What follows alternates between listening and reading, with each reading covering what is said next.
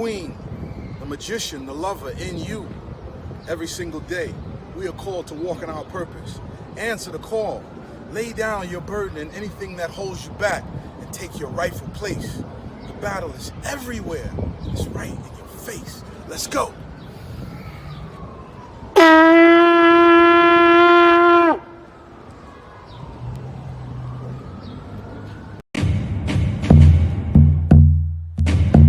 Welcome to Magnets, Crystals, and Pyramids.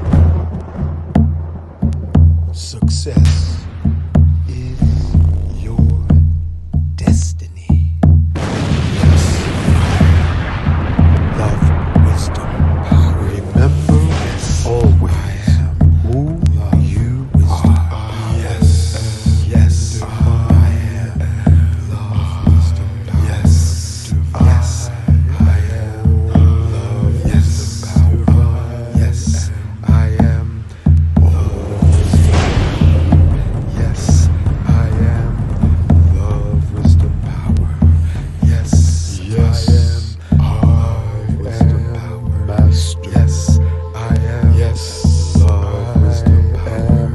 Yes, I am. Say to yourself, yes, I am protected. Yes, I am master. I am relaxed.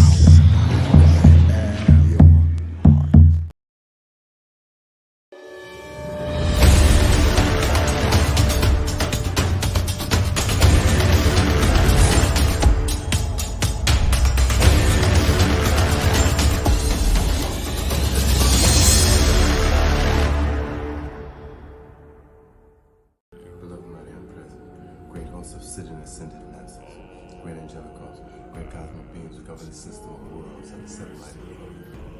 Lord, we call upon your grace to heal the earth of the actions of the sinister forces. Their plan is to eliminate the population in the most horrible and murderous ways. They have already poisoned our food with things we can't even pronounce. They poison the water with fluoride. They poison the air with chemtrails. They have poisoned the medicine with side effects that will kill you if you take it. And they have poisoned the technology against mankind. They have weaponized all these things against mankind. We call upon your grace to free us from the sinister forces whose diabolical plan is to make this world the most hellish place.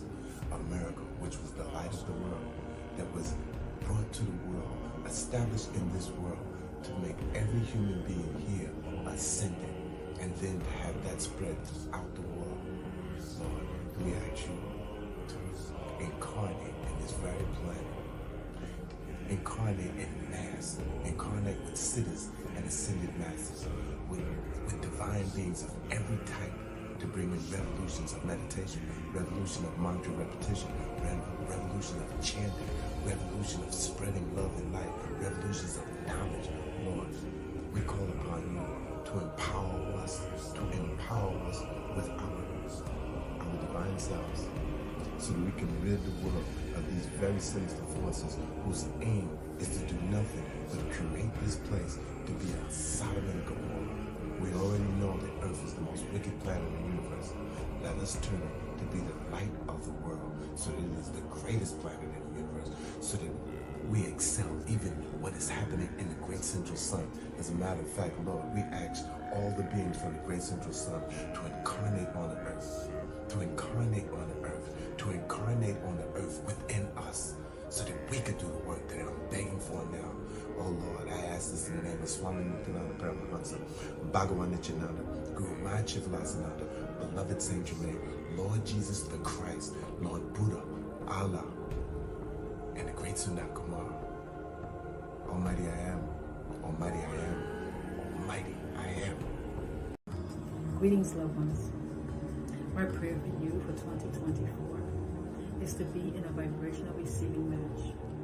A vibrational receiving match for happiness, for giving, for gratitude, for wisdom, for discernment, with abundance of blessings, for your soul tribe, for your soulmate, for your open-mindedness, for your spiritual growth, for divine love, and for a healthy, emotional, physical, spiritual body.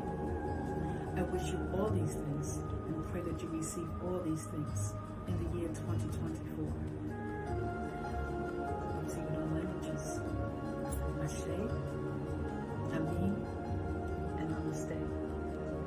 You can reach me at Instagram, Sequoia_spirit, that is SEQUOIA.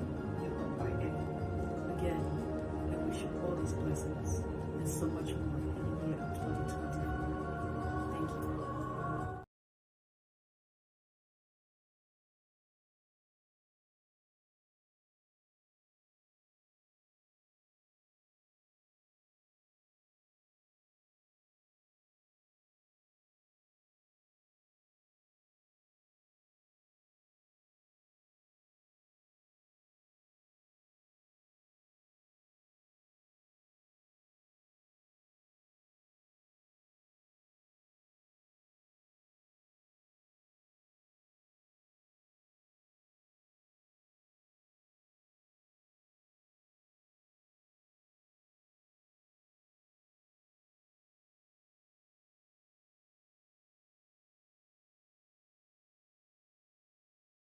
Peace and love, my Nubian family and beyond.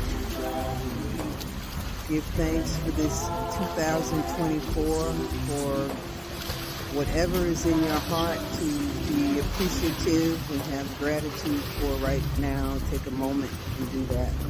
I'm Yaniya Obate Kusela, Pathfinder Pearson, co-founder of Blue Pearl Center of Diasporic Sacred Arts. My wish, my prayer for you is simple. Know your power, know your gifts, and use your gifts. Use them. Trust your intentions, trust yourself, trust your heart.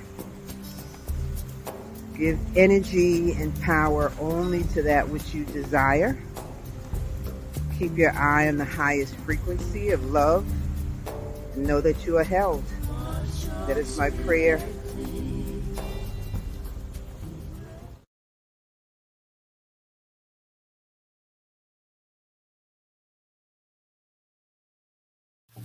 Amor, amor, amor, amor, amor. El mensaje es el amor. Ama a tu hermano como a ti mismo. Eso es amor. Amor, amor, amor, amor, amor.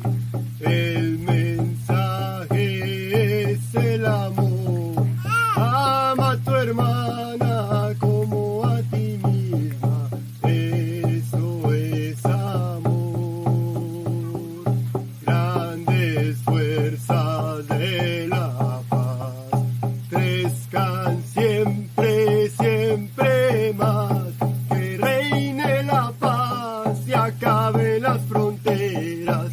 Todos somos uno. Ajo.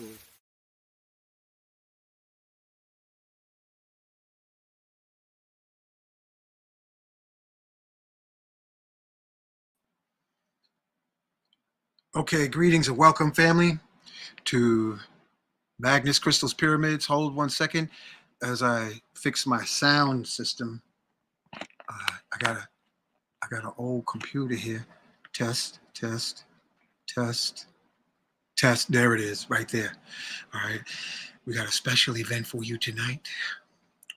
Our hostess, more than mostess, Diana Farr, is going to be present with world famous Dr. George Love.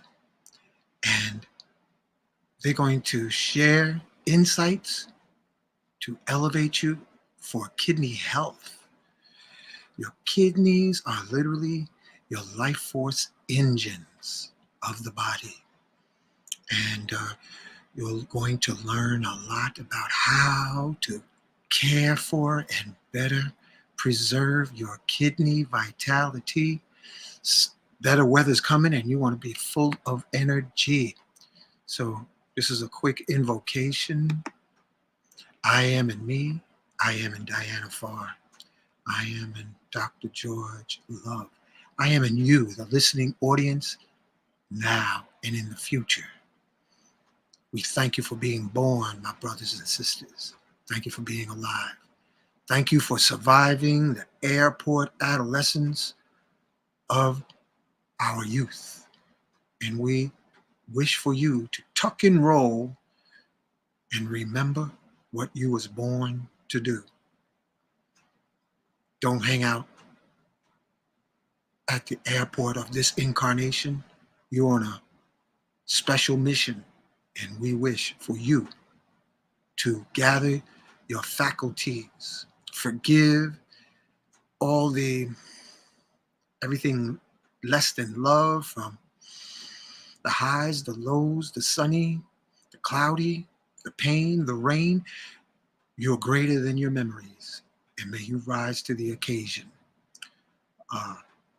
So we say together, collectively, in the spirit of Ubuntu, yes, I am forgiving all past lives, and I ask all past lives to please forgive me. And as we roll our consciousness to the here and now, we forgive ahead of time all future timeline possibilities, and all souls from the countless possibilities of future dream time manifestation. Yes, I am forgiving all future possibilities and all future souls. And I ask they forgive me, and most of all, I forgive myself. And we ask the presence of our ascended master brothers and sisters, because we got to pray our way through 2024, family. We got to ask the presence of our Yahshua. We thank you and invite you to be on the platform tonight. Melchizedek, Enoch, the Ethiopian who ascended into the heavens and became Metatron. We thank Black Madonna, Mother Mary. We thank and invite the latest Christ born in the Congo, Simeon Toko. And we thank the latest ascended master from Senegal, founded the city of Touba, walked on water, bulletproof, fireproof, hungry lion proof, Sheikh Amadou Bamba. We thank gatekeeper of Mount Shasta, Northern California, Saint Germain.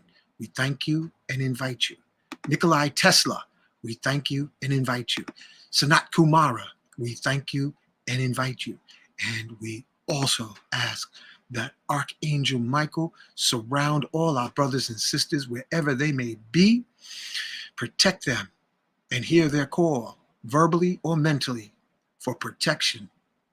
Because ask, you will receive, seek, you will find, knock, and the door shall be open to you. And say always, yes, I am worthy. Okay, Dr. Love is having a problem with his StreamYard. So I'm going to momentarily remove this. I'm going to go backstage. I want you to enjoy the music. Diana, if you can come on up front. Welcome to the Message Plus. And I'm going to go backstage and find out what's happening with George, Dr. Love.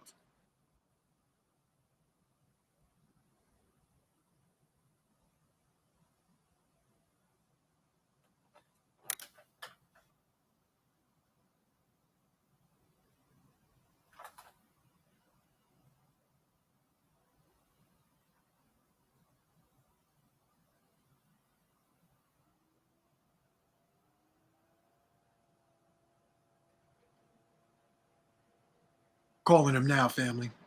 So wherever you're listening from, put in the comments what part of the universe you're listening in from, so we can appreciate and have a collective view of what country, planet, state, city, or otherwise. And Diana, do you have any opening words before we get Dr. Love on? If so, please share now. Well, good evening, everyone. Um, this conversation that we'll be having this evening began with a conversation I was having with Ankh over the phone, and we were talking about the physiology of sexual energy, what in Chinese medicine is called Jing. And he responded by saying it would be a good idea for a show. And I thought it would be a good idea to have Dr. Love um, be the central guest for that show because he has the training in the background to offer the audience a more comprehensive understanding of what that is. Jing in Chinese medicine is your essence, but when Dr. Love arrives, he'll be able to give you more of a comprehensive understanding of what that is.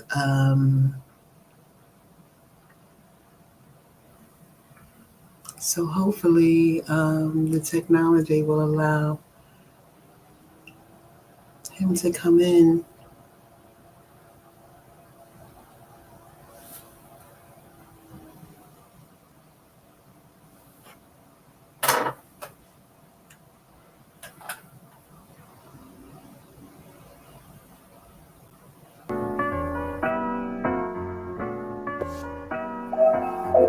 Okay, family, I'm still trying to reach him. Diana, I'm just going to give some music and you can share whatever you feel. As a matter of fact, I'm going to ask you, for the listening audience, what's your take on the upcoming eclipse? And I'm not going to be on screen, so you got almost like Well, people looking at you, and I got to deal with Dr. well, what's interesting about this, he's got the music going. I think the music is, I don't know, people always tell me how low my voice is, and talking about music is a challenge for me. But the eclipse in Aries is being accompanied by Chiron, a smaller planet, less known, that's also traveling through Aries. And wherever Chiron is, it triggers or it brings to our attention where we're wounded. Chiron represents, I cannot compete with this music. I'm going to continue to try. Chiron is called the wounded healer. And where it's traveling, it brings to our attention how well and how whole we are in that aspect of our being.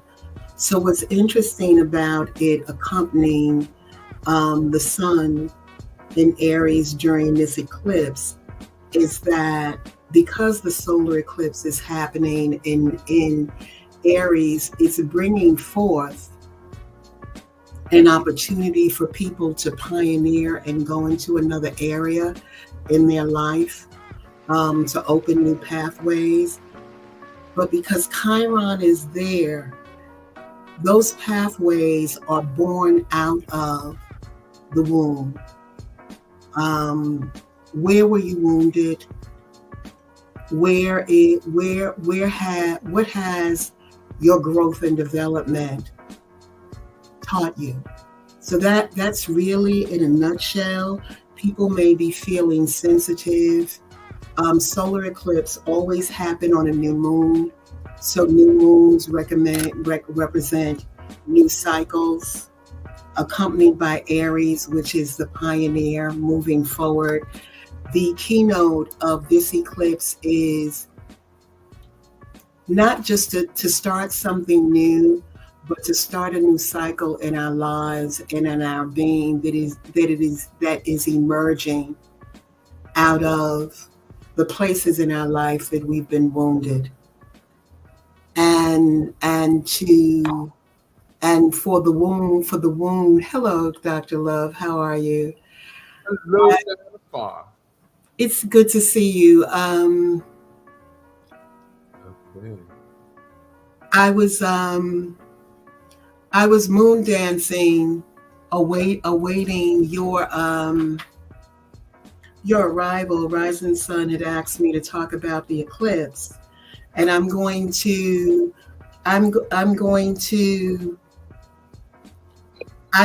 flow back right into the conversation about you. Mm. Um, And I still want you to talk about this eclipse, Diana, and also you, Dr. Love. And I'm being backstage in case y'all need. okay, well, Rising Sun, hang out with. Well, okay, the eclipse again. Now that I'm not, there was music before. What's interesting about this eclipse, as I said earlier, is that the Chiron is traveling with the sun right now. Chiron is also in Aries, and Chiron represents where we're wounded. And the solar eclipse, what people really want to sense about this solar eclipse is that where we're wounded opens up pathways of emergence for our life to move forward.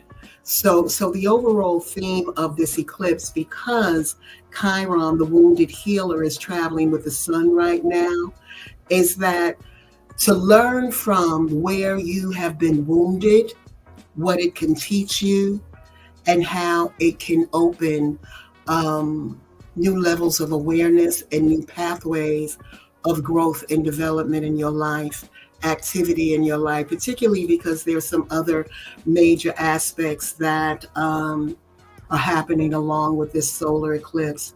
But in general, solar eclipses in general mean darkness that is followed by illumination. So the idea here is to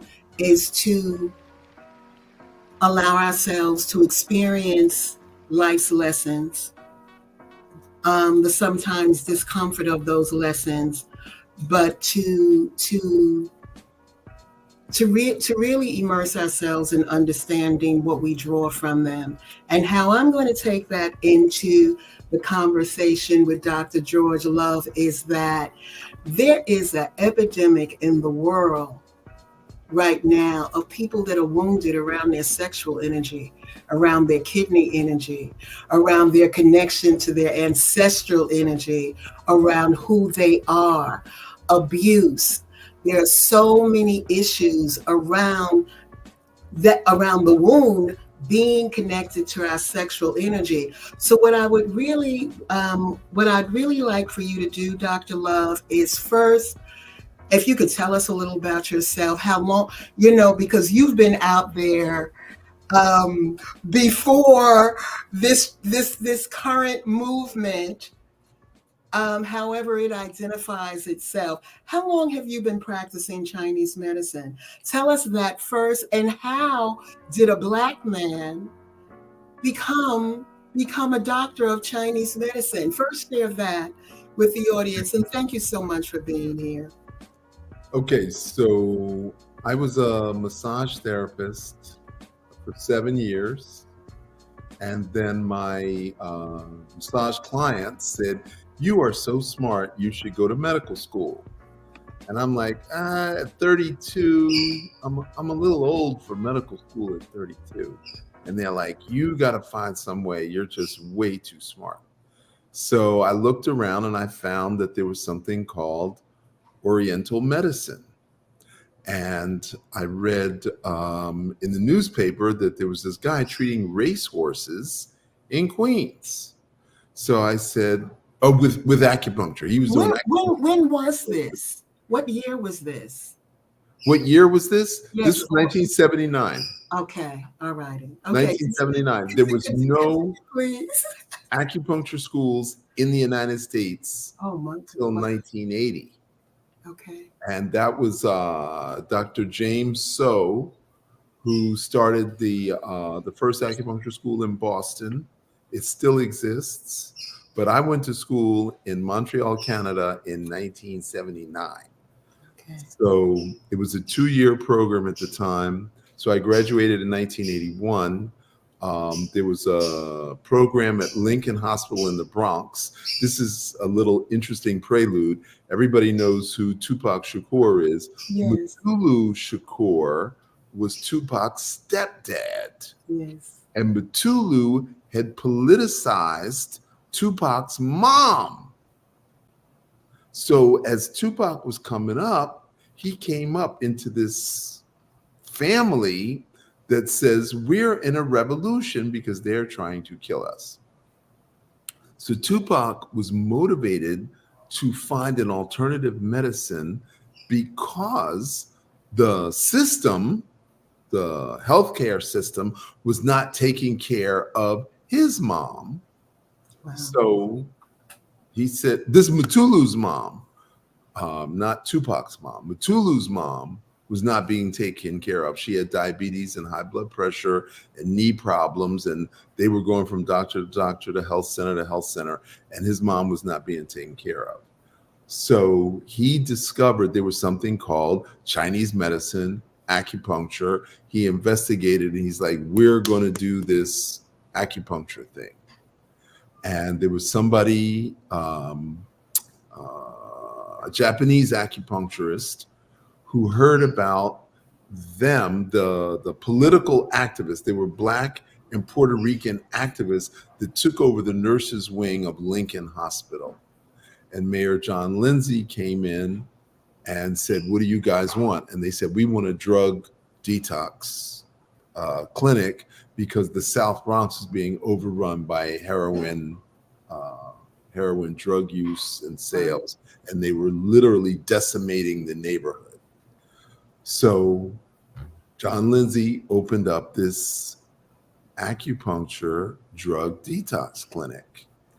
Well, the methadone people opened up around the corner, and Mutulu and some other brothers went in there and trashed the methadone clinic. This is in 1976. Wow. And they didn't know that they had video surveillance, and they got fired. So the Mutulu went up to 145th Street in Harlem and opened the Black Acupuncture Advisory Association of North America. Now, I knew none of this. I'm completely clueless. So in 1979, I go to acupuncture school in Montreal. I'm there for 2 years.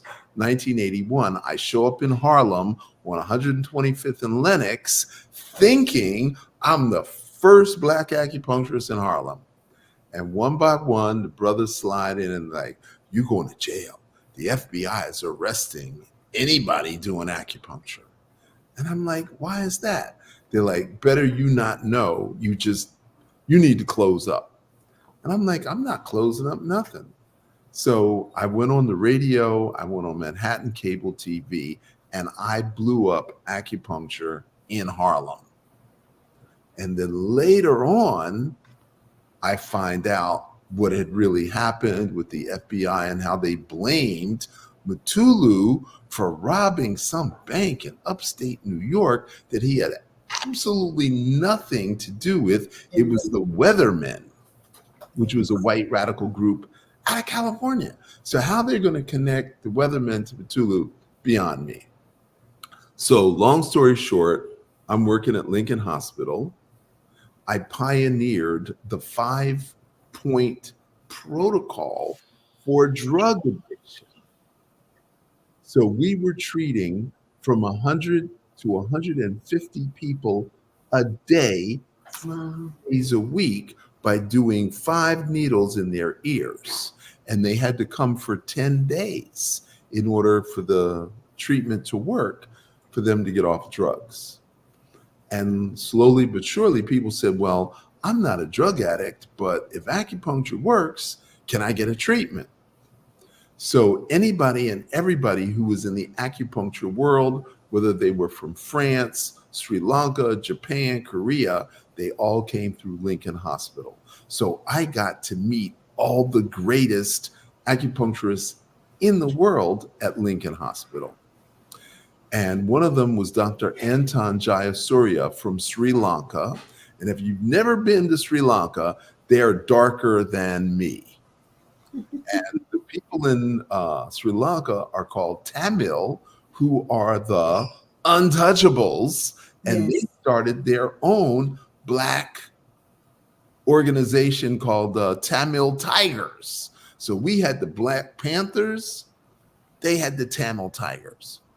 And Dr. Jayasuriya took a liking to me, and he put me through his entire program. I had to pay anything because, you know, white people were paying money, and he's like, look, you need to know this. So I took all these courses. So when I came out of school so I'm already licensed in New York, I'm already practicing, and then I go back to school to learn from Dr. Jayasuriya. Then I meet Dr. Monica from Japan. Then I meet Dr. Aja Lee from Korea. And all of them took me under their wing and taught me extra stuff you could never learn in Chinese acupuncture school, what we call People's Republic of China. So now I have all this knowledge, and then I meet my Qigong master, who was treating cancer with Qigong.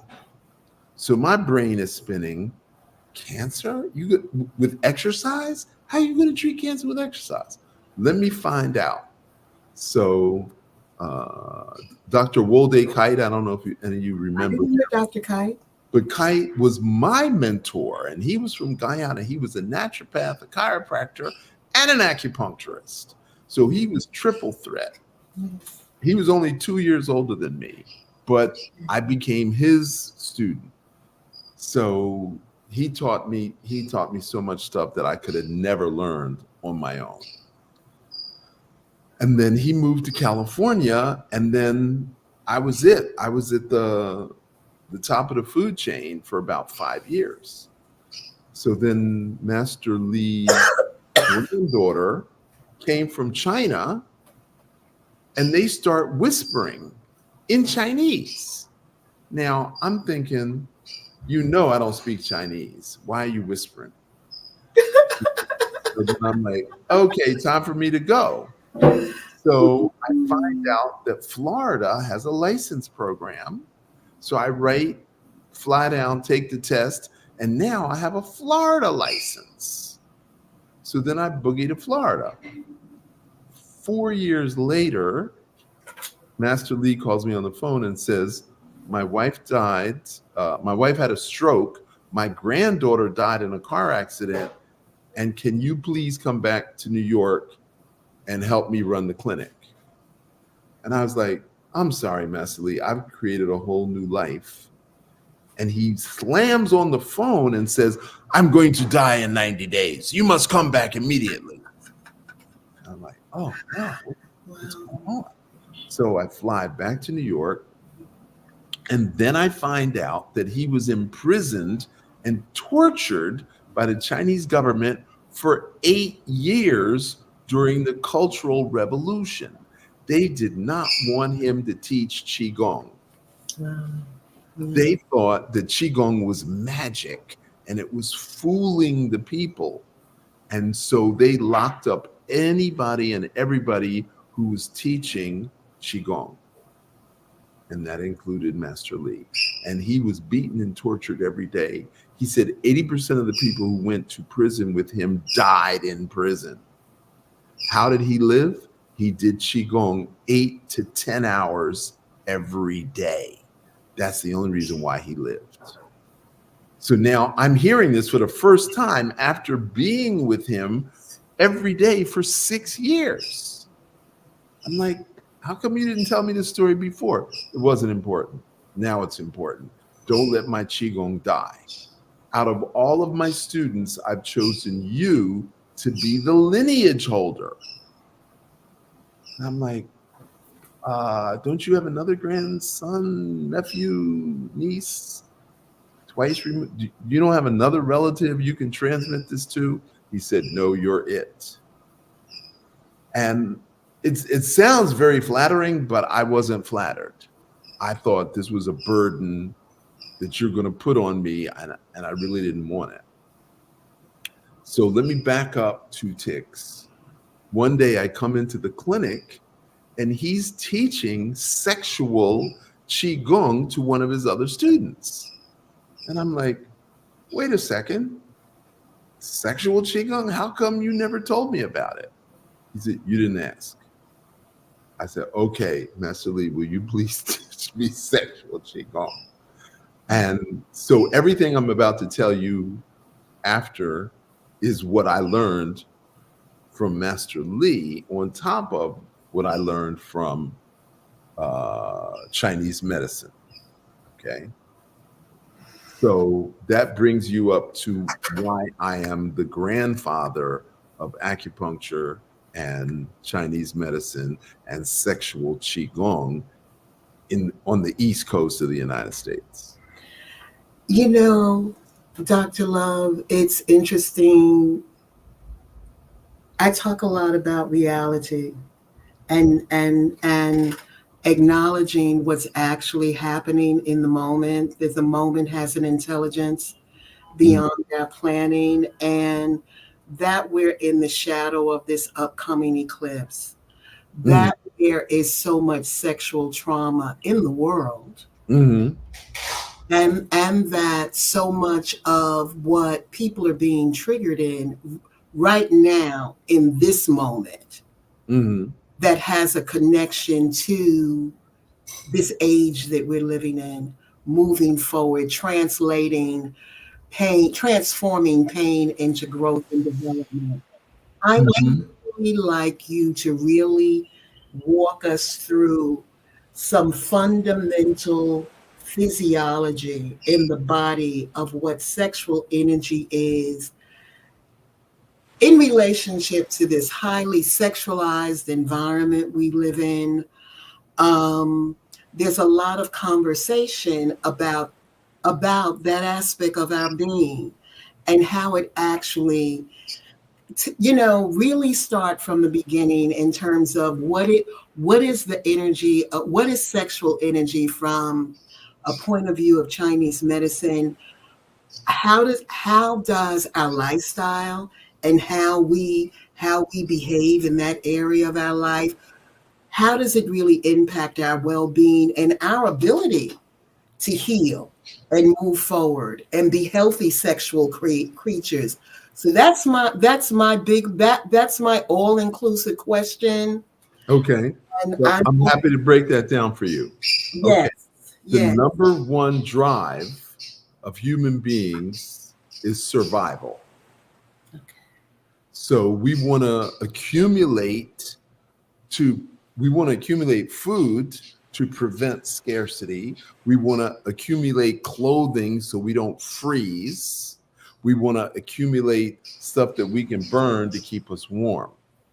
So am I safe? Am I warm? Am I full? Am I sexy? And do I like myself? That is the foundation and the basis for all human beings. Am I safe? Am I warm? Am I full?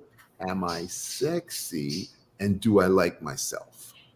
So after survival, the next big instinct is reproduction. I want to reproduce myself. Now, there's a very logical reason for this, because our lifespan back then was only 35 to 45 years. Who is going to take care of you when you can't walk, when you can't run, when you can't climb the tree? So women, firstborn son takes care of mom in her old age. The lastborn daughter takes care of the father. So there was a 50% mortality rate the first 5 years. So if you had kids, you didn't know if they were going to live to be 5. So therefore, everything was around protection of the children and to make sure they lived to be 5. So there was this overbearing, I want to have as many kids as possible, and I want to make sure that my kids survive, so I will live in my old age. So I'll make it to 45. Okay? Now, let's imagine that we're Stone Age people. So I have 10 children, for argument's sake. One of my kids, I'm going to have a special relationship with. If I'm Big Papa, I'm going to have a special relationship with one of my kids. That kid probably is going to be a daughter, and I might have a child with my own daughter. And because I'm not going to make it past 45, I might produce kids at 15 and 16. So then at 30, I have grandchildren, and I might produce a kid with one of my grandchildren. What culture? Is this Chinese culture? This is Stone Age culture. This is pre Okay. anything. This is Neolithic. Okay. This is Neolithic, when we lived in family groups of 20 to 30 people. Mhm. Okay? So there was always a incestual awareness in a small group, because we weren't organized. Okay? We didn't say, okay, my son likes your daughter. That we hadn't gotten to that point yet. Okay?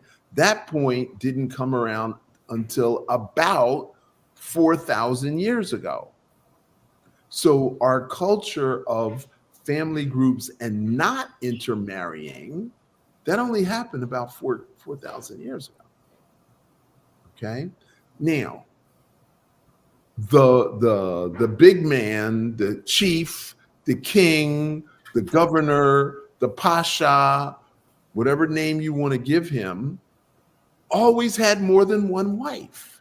The richest man in the valley always had 3, 4, 5, 6, 7, 8 wives, multiple wives. That was a standard thing. Now, the poor guy, the slow guy, the guy wasn't sharp, couldn't produce, he didn't have no wife. Okay? Now, let's look at the animal kingdom for a brief second. Elephants. The male elephants compete.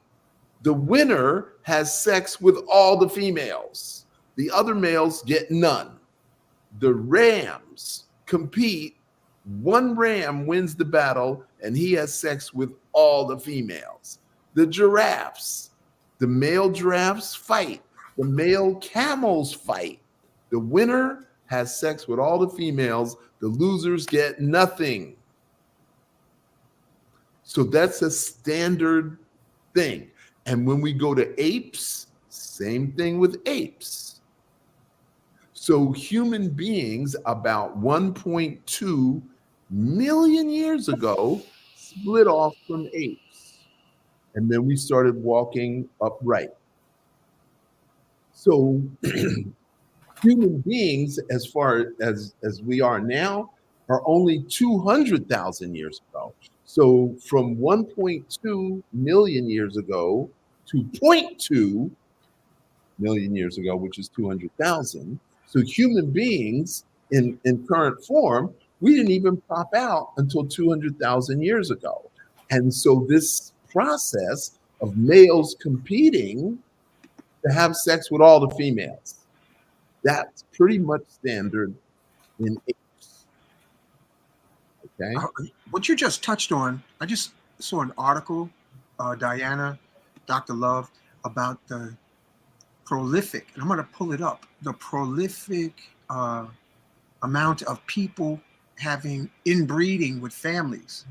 It's touch on that, Dr. Love. The Arabic culture accepts inbreeding, marrying first cousins. The Romans, the Greeks. Okay. So again, we lived in small groups, less than 2,000 people. Okay, we didn't have mega cities. Okay. So we had small groups and we were isolated and we were nomadic and we lived in the wilderness. So one of my daughters, not all of my daughters, but one of my daughters that I have a particular connection to, I'm going to have sex with my daughter and my wife has got nothing to say about it. And that was a standard operating system. Okay. So, like I said, 3, 4, 5 wives. And because we're isolated, who is going to make my females happy? Now, I'm sure you've heard the story of Lot and Sodom and Gomorrah, and Lot's wife turned around and she turned into a pillar of salt. Lot had 2 daughters. Now, everybody's dead. They're destroyed. They run up into the mountains. So they're isolated. So Lot and his 2 daughters are isolated on this mountain. And the daughters are like, we can't have no kids. God killed all the men. So the oldest daughter's like, I got an idea. Let's get daddy drunk. And so she gets impregnated. She impregnates herself. Yeah, Lot was so drunk, he didn't know the difference. Right. Okay. So the second daughter is like, I think I should do the same thing. So she gets daddy drunk and she gets impregnated. Now, this is standard Bible. Okay. I know the story. So in isolation, now, if there was a town and there was other families, that probably would not have happened. It happened in isolation. So the Arabs lived in isolation. Like I said, small groups. So there was that incest in that small group. Okay. So let's say I was Big Daddy and I had a bunch of kids and I've got to go fight a war. I got to see that the farm is taken care of and I'm not paying attention to my kids. And my kids can't go out and meet people because we have to protect the family. And so then my kids get involved in an incestuous relationship. Now, that's just the way things were. Now, let's jump to Rome. The Romans said the king could only have a royal wife. So the king is like looking, I don't like her, I don't like her, I don't like her, I don't like her. You know what, sis?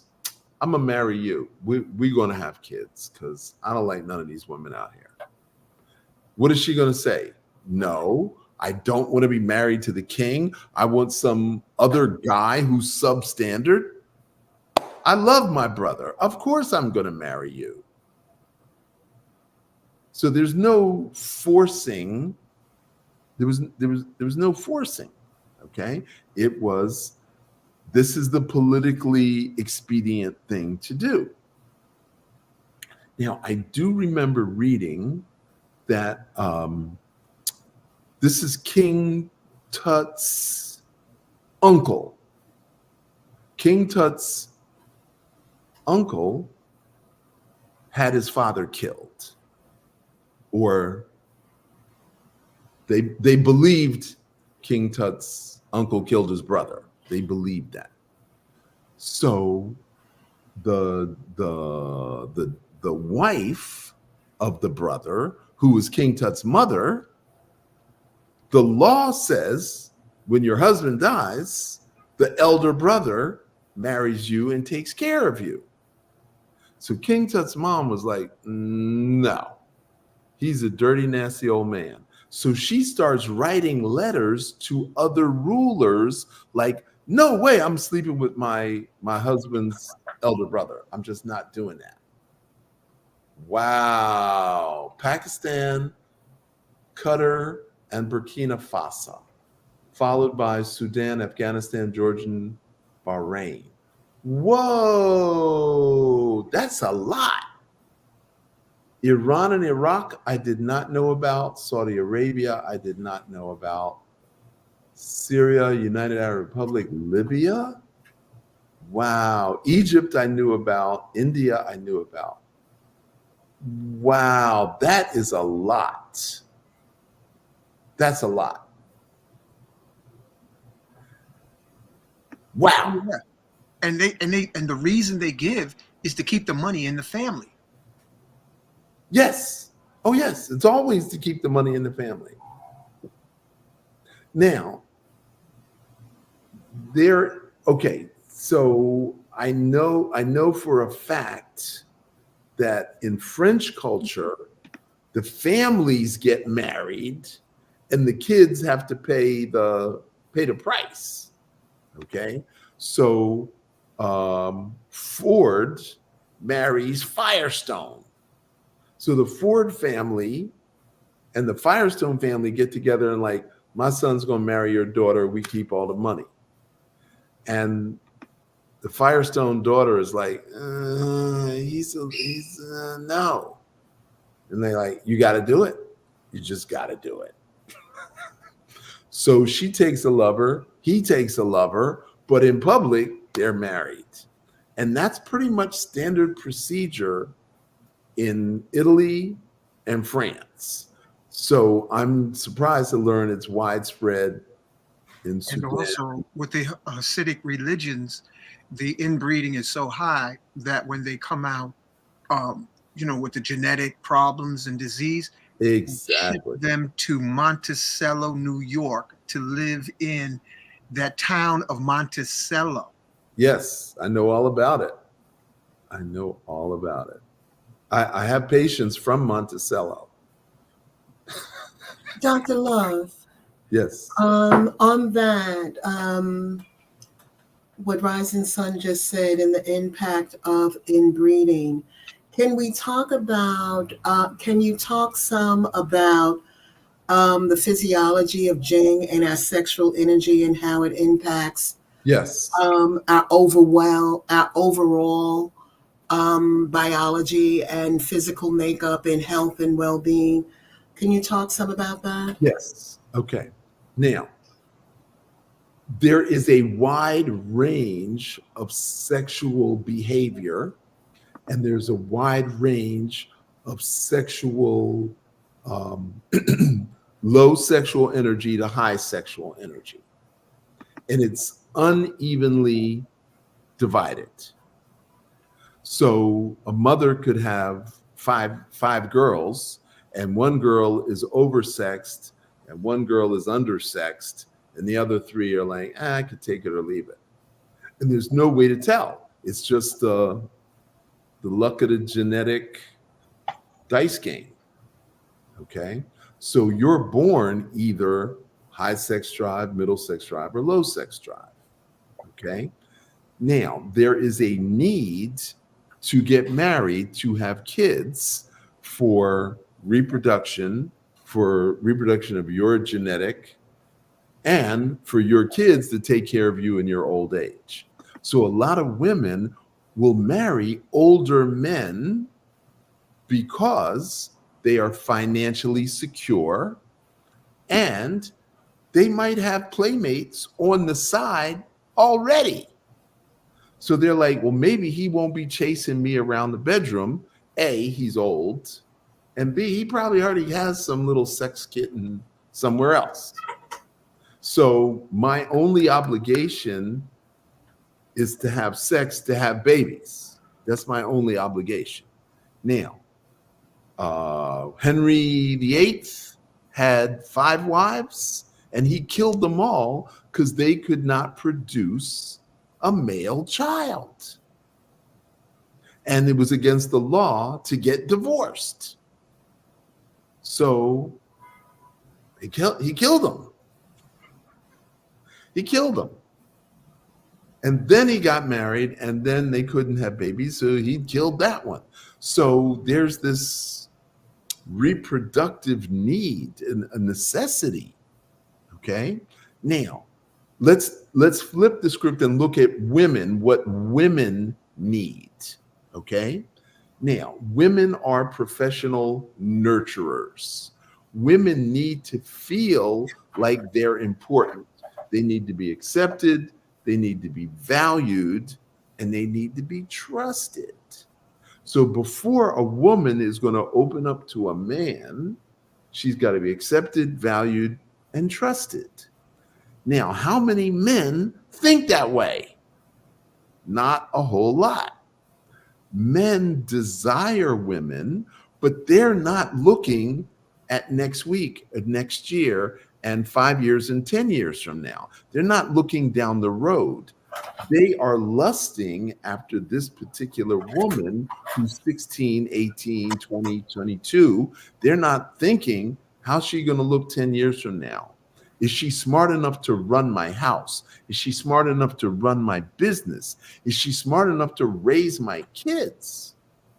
They're not thinking like that. So that's where the families step in and they said, son, this girl is not from the right family. She's not educated because her parents are not educated. So this is not a good match for you. I have to stop this. Now, on the flip side of that, here is a girl from a good family. Her family's wealthy, they're educated. This is a good match for you. And we're going to pay 10,000 cows for this woman to her family for raising her the right way so she can be your wife, son. And you better not mess it up. So when the families are involved, the son's mother goes out of her way to make the daughter-in-law feel comfortable. And they may not even have sex the first 3 months. They may not even have sex the first year because they want to integrate her into the family, make her feel comfortable, accepted, valued, and trusted. And then the family says, okay, son, do your thing. You can have your honeymoon now. And so after a year of integrating and getting to learn, and he likes his eggs this way and his clothes folded that way, and he wants his cassava mashed, not sliced. And then and only then are they and then encouraged to have sex. And she wants to have kids. So therefore, there's not a problem. Now let's fast forward to the 14th century in France. Because prior to the 14th century, most marriages were arranged. Now, we're not talking poor folks, because poor folks had no say in their lives. If they were peasants or serfs or farmers or whatever they were, they didn't have any land, money, holdings. They didn't know how to fight. They had no weapons. So we're not talking poor people. We're talking business people, landowners, lords, what have you. So we're talking about the upper crust of the community. So the families were involved in arranging the marriages. But in the 14th century, people in France had a flip and they said romantic love is more valuable than an arranged marriage. So rich girls ran away from home. Rich kids ran away and joined some other guy's army. So King Arthur, Prince Valiant. So Prince Valiant, who was French, he ran away from his family to join Arthur's family, and then fell in love with Arthur's wife.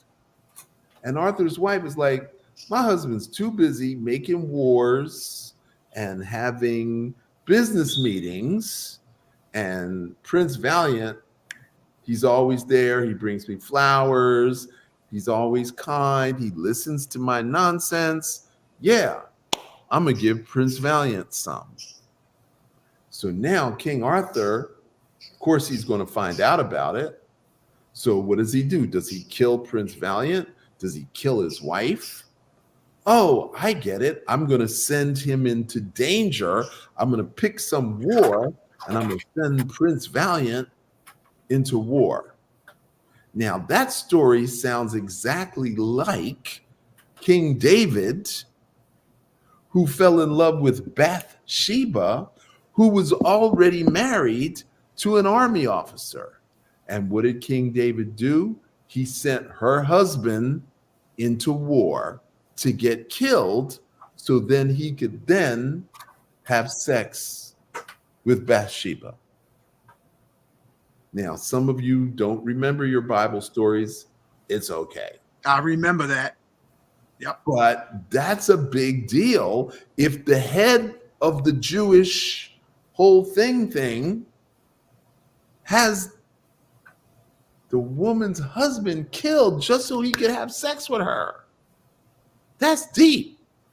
Now, if you remember the rest of the story, he had 2 kids with Bathsheba.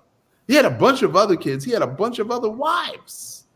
But Bathsheba's kids are the ones who inherited. Bathsheba was the grandmother to Solomon. Okay, so all these things are in history. Wow. This I didn't know that. part of. So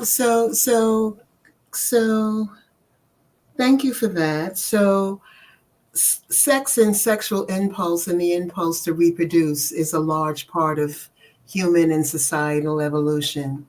I still want to get down to the biology of The it. biology. Okay. What is Jing? Okay, so let's get into the biology. Okay. Mhm. So Jing is the sexual essence, the hormonal essence from what you eat. If you eat crappy food, you make crappy hormones. So the objective is to eat better food. So what is the better food? Milk and honey and dates and walnuts and hummus and pistachios and mincemeat and chicken meat. These are all the things that we call aphrodisiacs, which are also oysters and things like that, which maintain our stamina. Okay?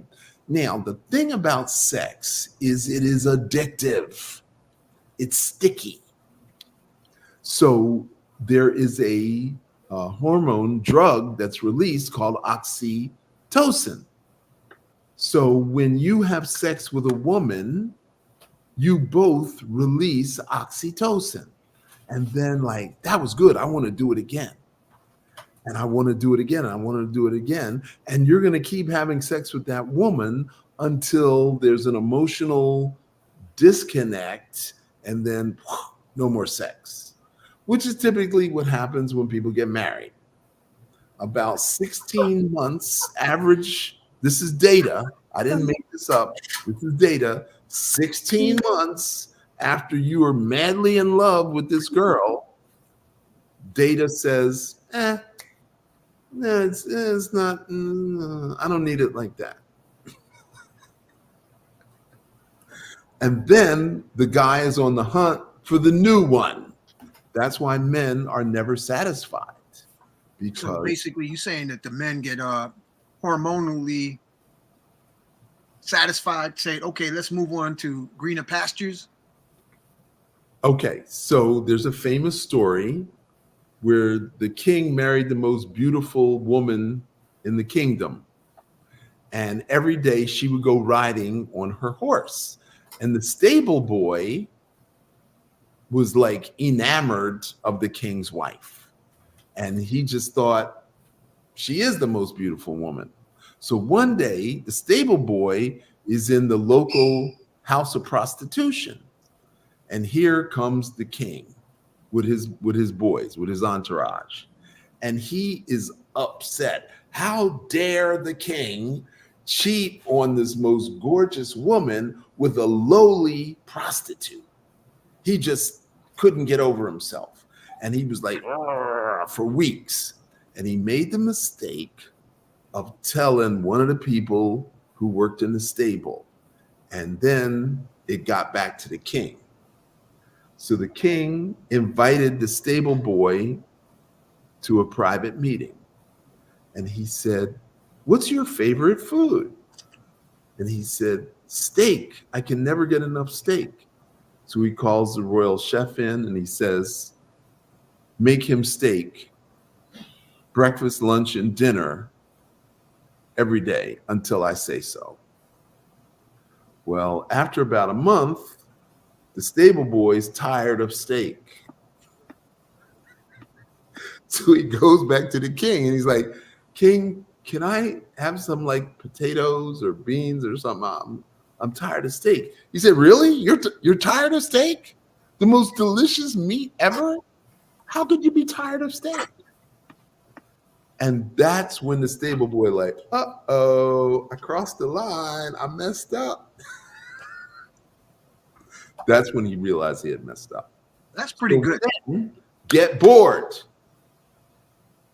Now, is that the woman's fault or the man's fault? Things that make you go, damn. So, Let's it's coming up on 9:30, and I wanted you to have an opportunity to share. I see a description of who you are, but not your contact information. Tell us about your work and what are you doing now? You're in Florida now. I'm in Florida. I have the. Are you teaching Qigong? Are you seeing? What are you doing in your work now? Okay, I have the Blue Dragon Qigong Academy, which is Tell us about that. School, and you can register at loveqigong.com. Can we, Ryzen Sun, are you going to put that up in? Put it in private chat, Diana, if you could, and then I'll copy and paste it and make it a banner. What did he just say? Did he ask me to put something in the chat? Yeah, Yes. private chat on your right-hand In the side. private chat. No. Under brand, you have 4 No. Just copy and paste it, and then I can transfer it to because I don't have access to the information you have. Tell us about the Blue Dragon Qigong Academy, Dr. Love. Okay, so let me talk about sexual Qigong. Okay. Because that I'm sure the audience is interested in that. Okay, so so there's something called foreplay. I'm sure you all have heard of foreplay. Foreplay is a minimum of 30 minutes, more likely an hour. If you ask women, they would say, I like an hour, but it's an absolute minimum of 30 minutes. Most men are like 5 minutes, slam, bam, thank you, ma'am. They have no thought about how women feel. So, and women don't know enough to say no. They might say, slow down, you're moving too fast, but they don't really know because they want the guy's attention. And so they go for it. So I remember reading a woman columnist in a men's magazine, and she said, we don't really enjoy sex. We just do it because we know you want it. And we'll take a 5-minute slam bam, because that's how you guys are, you know? So we're gonna put up all these things that draw you in, but we really don't enjoy sex. And I was like, whoa. So now the man has to be educated. So who educates the man? Does he read a book? Does he watch porn? How does a man get educated? That's a tricky subject because technically it should be a woman who educates a man how to treat other women. And how many women want that job? Not a lot. So I had a patient, she's a psychotherapist. She's not married, but she's living with this guy for 5 years who's a millionaire. So she's like 45, he's 65, and he has all this money. And she's like, I don't have to work. He takes me everywhere. He buys me everything, but the sex is horrible. What do? I said, tell him. She said, I don't want to teach a man what to do. His ego will be destroyed. I said, you're a psychotherapist and you're asking me what a guy wants. Listen, tell him what to do. No, his ego is already fragile. I said, tell him you want to go to Las Vegas, Nevada, Cabo, San Luis Obispo. Tell him you want to go somewhere exotic. And then say, we're going to play a game. And I'm going to tell you, this is what I want you to do first, second, third, fourth. They go away for the weekend. She comes back. She's like, I can't believe it. He loved me telling him what to do. He enjoyed it. I'm like, and what were you afraid of? She says, I don't know. Men have fragile egos. I'm like, yeah, they do. But they still want you to tell them what to do. So I tell women all the time, you have to teach the man what you want. You have to teach him what you like. And all the women say, no, I'm not teaching him. I want a man who already knows what to do. I'm not teaching him. This ain't school. I'm like, okay, you're the loser. If you don't teach him, how's he going to learn? Because I could teach guys, but they don't want to hear from me. Dr. Love, I think if marriage licenses had to be renewed annually, it would be a whole nother playing field because ding, ding, ding, ding. I think you should take a sex education course before you could get married. And I think the woman should be able to edit the course before the man takes the test. Because like I said, there's some women with low sex drive. There's some women with high sex drive. Just like sexual organs are different. Some are long, some are fat, some are short, different sizes. And women have different size vaginal canals. Are the Blue Dragon Qigong classes online? Or are they only in Florida? They're mostly online. The first year of everything is mostly online. But when you get into the second year in the advanced classes, then they have to be in person. And typically we have retreats 3 times a year, and you have to attend one of those 3 retreats. So we have retreats in Aruba, Belize, Bahamas, Bermuda, Barbados. So we already have locations. We've been doing retreats since 2005. Wow. So we've been doing this. How often is the class? The People that are taking the class online. The regular Qigong is every day, 5 days a week. Wow. The sexual Qigong requires you to be a student for at least a year. You can't just like jump into sexual Qigong. You have to be a regular student for a year, and then you can apply for the sexual Qigong training. Why is that? Why is it necessary to be a student of Qigong for a year prior to sexual Qigong? I'm so glad you asked me that. Okay. Now, everybody knows what an erection is, but nobody knows how an erection works. So there's this spongy material at the base of the penis. The brain has to send the blood to the penis in advance of arousal. In advance. 12 hours, 24 hours, 36 hours. If the blood is not there, the arousal does not work, which is why men love fellatio. Say it again, Doc. This is why men love fellatio, because their brains aren't working to send the blood to the spongy material at the base of the penis ahead of time. Ding. So 80% of sex is in your brain. Only 20% is physical.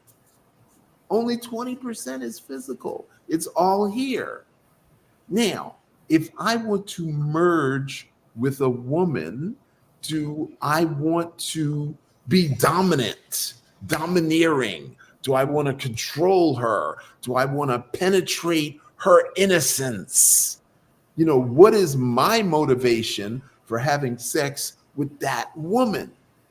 Well, considering all the sexual depravity that has been recently revealed among certain Black celebrities, yeah, we want to destroy innocence. We want to destroy innocence. And when I say we, I'm talking about I understand. powerful men. Hey, There's listen, some women do powerful that too women now. who also want to They got some- destroy innocence of young boys. That's where the whole BDSM is all about. That's Bondage. where that Queen Nzinga would go through a man per night, have men fight, and then after she finished with them, she would have them disposed of the following day and have another one lined up. That is That's why you absolutely haven't heard correct. no Queen Nzinga in the community, I don't think. Well, when I was 16, when I was 16, there was a girl across the street. We had eyes for each other. And then one day, it was that time, and we got together, and she said, "Do you have a belt?" And I was like, "Yeah, of course I have a belt." She said, "I need you to beat me." I said, "Beat you?" She said, "Yeah, you have to beat me with the belt before." Now, I didn't know anything about foreplay at 16. So beating the girl that I want to penetrate with a belt, that just was like wackadoodle. So I'm like, "Why do you want me to do this?" She said, "Well, that's what my father does." Your father? Her father was a minister. Her father was a minister of a church. And so he would beat her and penetrate her with his fingers.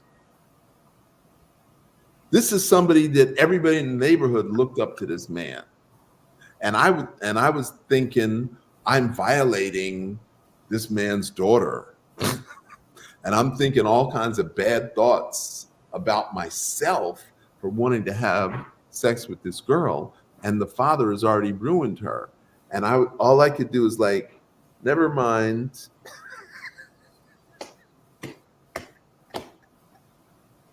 I was a virgin till I was 19. That one little incident right there completely flipped me. So and I'm going to tell you another story. My mother just died. She's 100. She died at 100 years old. And she looked very young, and you looked a lot like her. Yes, that is true. So my mother got married at 28 years old. She made a public confession to all of her bridesmaids that her best friend's father raped my mother every day for a year. My mother worked in the grocery store that this man owned. And he said, "If you tell your mother or my daughter what I did, I'm going to kill your mother and I'm going to kill my daughter." And for some reason, my mother believed it. And he raped my mother every day for a year. She was 16 years old. And then one day she said, "That's it, I'm telling." The guy sold the grocery store and left town. You know, Doc, you're speaking of taboo subjects that nobody wants to address. No one wants to Before address these topics. Spirituality is sexual energy. Sexual energy is spiritual energy that's materialized. But because of the trauma, as Diana said, and the inhibitions, they want to hyper jump to spirituality without dealing with the sexual mechanics and science, mechanics of men, mechanics of women. The deviant culture don't want to deal with it, but keep the freaks in the background. So I'm glad that you're touching on this, because you're building a cornerstone of spiritual cultivation comes from sexual energy. And too often, I like what Nit Yama said.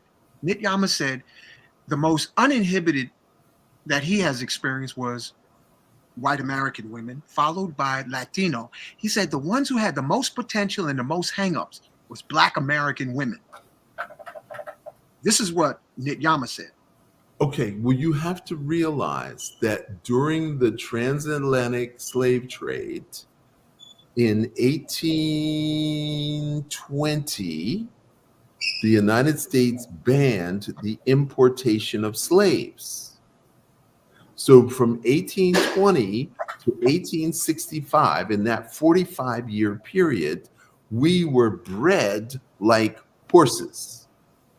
And when white men got black women as slaves, it was understood that included their sexual parts. So when I buy an 11-year-old, 13-year-old, 15-year-old, whatever, I'm going to have sex with them. And there was nobody who was going to question that. And if I beat her to death or choked her or she died during sex, I could not be prosecuted. And the number one location in the United States for sexual breeding was Mississippi. The number two was Maryland. Wow. Why you see so many light-skinned people in DC, Maryland. I didn't know that. Number two slave breeding area was Maryland.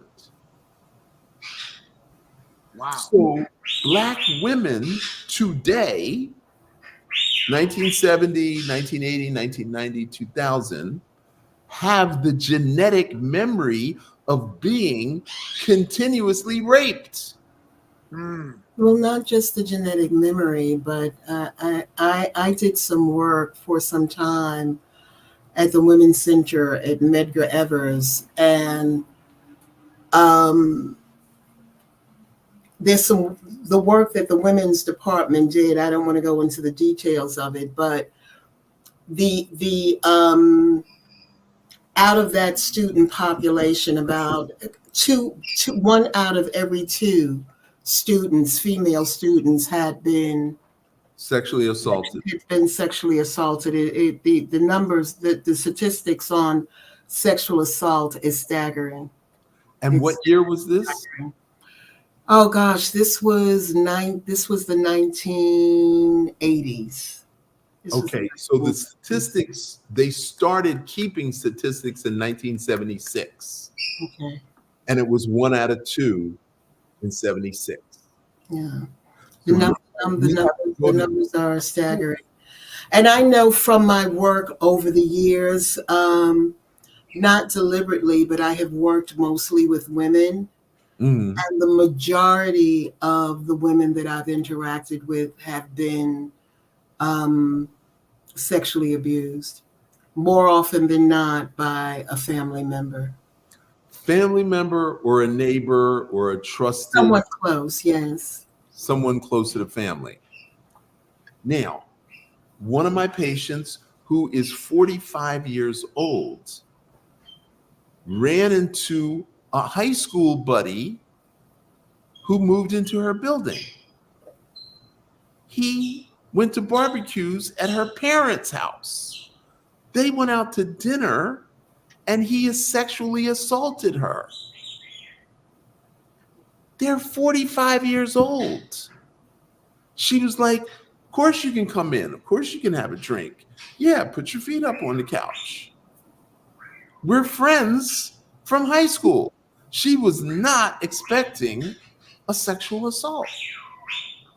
And then she came to me and said, what should I do? Should I go to the police? Should I tell my parents? Should I tell his parents? And I was like, this is what you should do. You should tell him he should leave town. This makes me think of Dr. Love, Diana. This reminds me of the story. Family listening, please subscribe and like, because this is, before we get into the eclipse, this is the unspoken conversation that's being addressed. So I thank you, Doc. I thank you, Diana. Credo Mutwa, South African Zulu shaman, spoke of the inner terrestrials that live inside the earth, according to Credo Mutwa. tainted human species, because before we were genetically manipulated, we were androgynous, according to Credo Mutwa. He's an ancestor now. And then he said once the genetic manipulation separated into men and women, it was a free for all. It became like an orgy, because the genetic scientists basically concentrated like extra salt and pepper on the sexual chakras, and the androgynous humans had never experienced anything like it. And this was the reason for, according to Credo Mutwa, the reason for the invention of religions and social protocols, because people went basically cat shit crazy from the genetic manipulation of another species. Dr. Love, we've, and it's interesting because the eclipse is in Aries, the sexual energy from that point of view, from an astrological point of view, is Mars and Venus.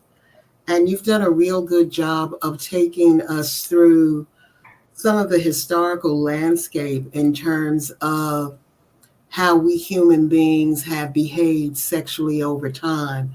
Does sexual Qigong address that from a healing point of view? Is that a vehicle by which human beings can balance out that energy, heal that energy? Okay, so there's two parts to that answer. So one is sexual healing from the assault, and the other is balancing sexual energy before you engage. Two different things. Okay?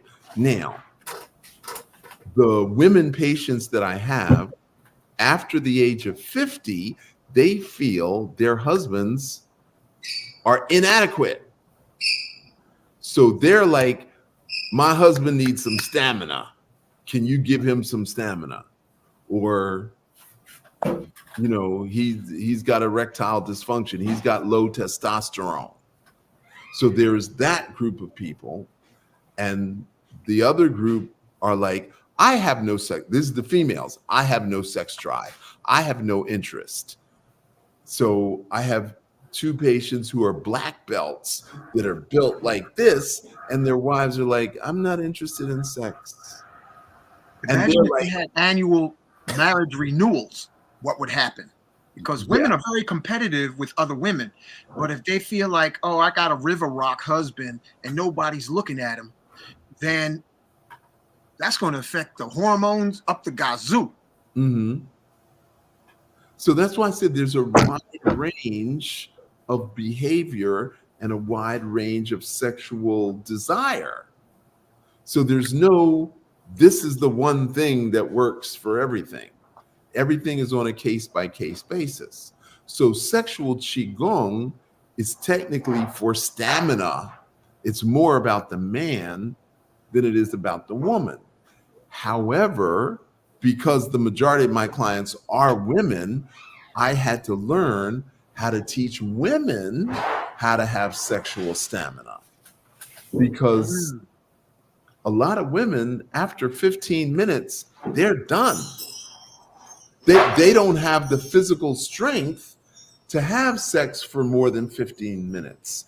Whereas when we were coming up, 60s and 70s, sex was a 60-minute deal. So an hour of foreplay, an hour of sex, an hour of cool down. So sex was a 3-hour thing. Who's got 3 hours? Anybody got time for 3 hours? I think of Bernie Mac and Richard Pryor. Right. We got to go to church. You got to get up. You got to go to church.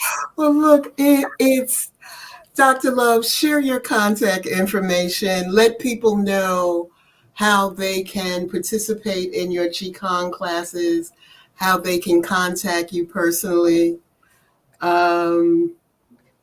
I think, Diana, you look beautiful, Diana. I just want y'all to give Diana some kudos in the comments because you look beautiful coming up on this eclipse. thank you. I've known Diana It's 40. been a while. Diana is fine. And I know it ain't just my 36, laptop. You 36 years. I've beautiful. known Diana 36 years. It has been, and you know, you have changed very little. You have changed very little, you know. So that in itself, you're a walking advertisement for your work, because the phrase I use is, I know where the bones are buried. I know, you know, I know, I know, I have to know about around how old you must be, as you know, around how old I must be. And I talk about I'm in my 70s. People know, you know, I wouldn't take a bet on I'm which one of immersed us in is that. older. But please, before we close, please share your contact information. This was wonderful, and I Where you really, going, Diana? You got a date? She got a date with a pillow and some sheets. actually, I do, rise and sun. We can tell. We can tell. That's why she looks so good. She's trying to get out the door. I am a morning person. I am a morning person. Dr. Love, please share your information, because I'm sure people are interested in contacting you and learning more about your work. Okay, so you can text me at 561-502-6200. Okay, So hold on. text me. Say I heard you on man. Hold on a Hank's second. show, and I want more information. And in the text, put your email. Go ahead. Say that number again. Do the information. Now, I do online consultations for sexual energy, erectile dysfunction, stamina, low testosterone, and low sex drive. So I do online and healing in general. People with other issues, such as heart disease, yes, cancer, diabetes, diabetic complications, arthritis, aches and pains, restless leg syndrome. Okay. You know. Very good. Very good.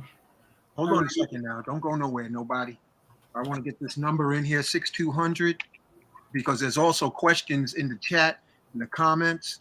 Well, that's I think I'm going to go, but I think that that we should stay and answer questions while you're gone. Okay. That if your Rising Sun just mentioned that there's some questions in the chat. Mm-hmm. And if people, are you available to spend some time answering questions? I'm available for the next 5 minutes. My wife is looking over my shoulder, talking about it's my time. Listen, we can actually see the chi coming off of you. Diana, you see the radiance that this brother's rocking with? Yes. And I know you're over 25, Doc. I'll just leave it like that. But your radiance is literally coming through the screen. Wow. I would concur. So the information is there. So 5 minutes. You know, is there one question in particular, Rising There's one Sun, right that here. you see? I'm just going to scroll through. Ooh. Yes, Qigong will heal sexual abuse for an adult who was abused as a toddler. Yes. Okay. Okay. Well, I think that's the question that probably applies to a lot of people, particularly in the shadow of this eclipse. Mm-hmm. Before you go, and Diana, I want Dr. Love to touch on this eclipse energy. I don't know if you did, but what's your take on it, Doc? Is it overhype or is there something to it? Okay, so my take on the celestial bodies on the planet. If we lived 5,000 feet above sea level with no power lines, we would have a lot more, we would be influenced a lot more by celestial bodies. But if you live in New York City with all the power lines and all the lights and all the, I don't think there's that much influence of celestial bodies on human beings. You'd have to live like Carolina, Nevada, Colorado, Montana. Then you could say you're going to be affected. Mexico, Texas, wide open spaces, you will definitely be affected by celestial bodies. But where we live in major metropolitan areas, we're already yanged out. We're already yanged out. You got a large audience listening to you right now, Doc, and I want to thank you also, Diana. I know you got to run, but I want to say thank you for touching on this subject. We got to bring you back, man. Got to do a part 2 of this. This was great, Dr. Love. It was just good to see you again. It's absolutely been a while, and it's good to see you again and doing well and doing wonderful work. Rising Sun, thank you for creating the platform and to the audience. Good night, and everyone be well. Okay, Diana, hang on. Doc, you go ahead and run. I want to say thank you, everybody. And she took off already. We didn't even close out yet, but that's cool. Like, subscribe, share. This was awesome, Doc. We got to do a follow-up because I only got in like half of the subject matter. I didn't get into any of the details. I hear it, man. And you are lit. So for those of us who are into Qigong or would like to practice Qigong, what would you recommend? Like, how often do you do Qigong? Because you look like you're ready to get on a bicycle and ride to Jacksonville, Florida. I do 90 minutes of Qigong 6 days a week. Damn. That's great. And we can see it. Family, if you can see the energy, and you don't have to be psychic, you can see the radiance coming off of this brother. Comment, put in the comments, because you got over 100 folks tuned in, man. Put in the There's comments, over 100 people vitality. Okay. It's probably over 25 times, at least once, twice. I don't know. But I can see it, and it's not that hard. Fascinating, as Mr. Spock would say. So I know you want to be dragged off into the middle of the night. We want to thank you again, Doc. Yeah. So when we do a part 2, I will get more into foreplay. We'll get into non-sexual touch. We'll get into a particular sequence to turn your woman on. We'll get into the words that you can say to turn your woman on. Hold on. Okay. Thank you. Thank you, Doc. Hello? Yeah, I got Kafunya on the line, Dr. Love. Kafunya, we're still live on the show. Say hi to Dr. Love. Kafunya.